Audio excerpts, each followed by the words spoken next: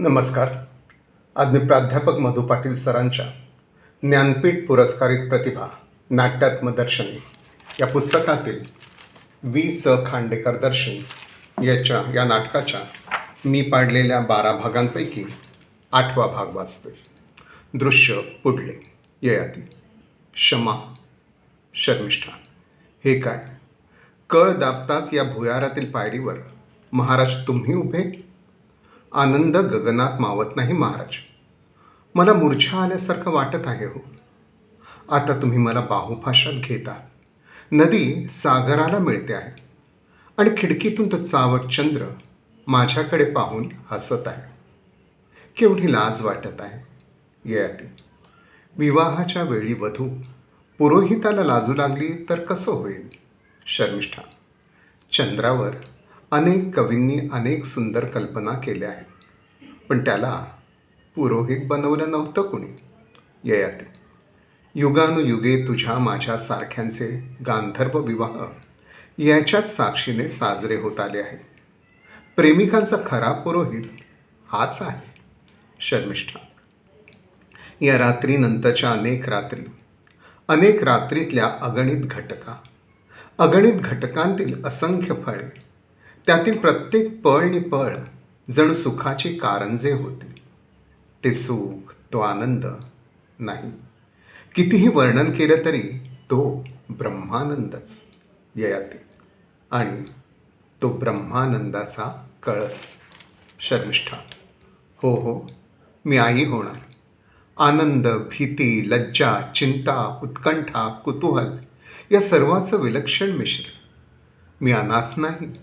हस्तिनापूरच्या सम्राटाची प्रेयसी अनाथ कशी होईल? ययाती. कधीही ती अनाथ होणार नाही. दृश्य पुढले. शुक्राचार्य. ययाती. ऐक. माझ्या देवयानी या मुलीच्या दासीकडे, या शर्मिष्ठेकडे कामुकतेने पाहण्याची इच्छा तुझ्या डोळ्यात पुन्हा होऊ नये म्हणून तुझ्या डोळ्यात अंजन घालीत आहे.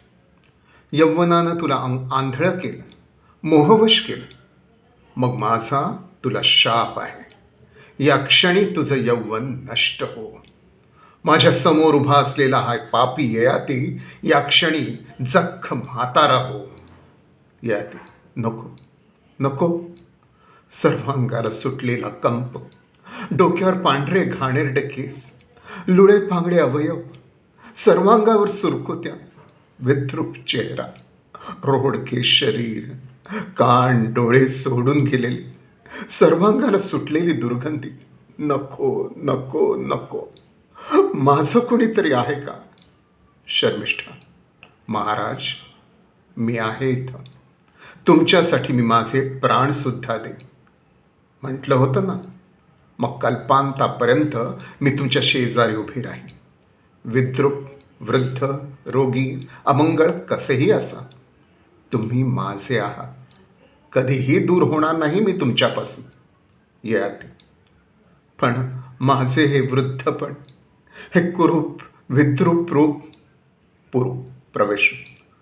बाबा, राजकन्या असून आपल्या साऱ्या दानव कुळासाठी दासी झालेल्या शर्मिष्ठा या आईचा मी मुलगा आहे. तिच्या स्वार्थ त्यागी संस्कारात वाढलेला मी पुरू. तुमचं वार्धक्य घ्यायला तयार आहे. माझं ते कर्तव्य आहे. शर्मिष्ठा. कुठल्याही उपभोगापेक्षा त्याग हा श्रेष्ठ आनंद देणारा असतो.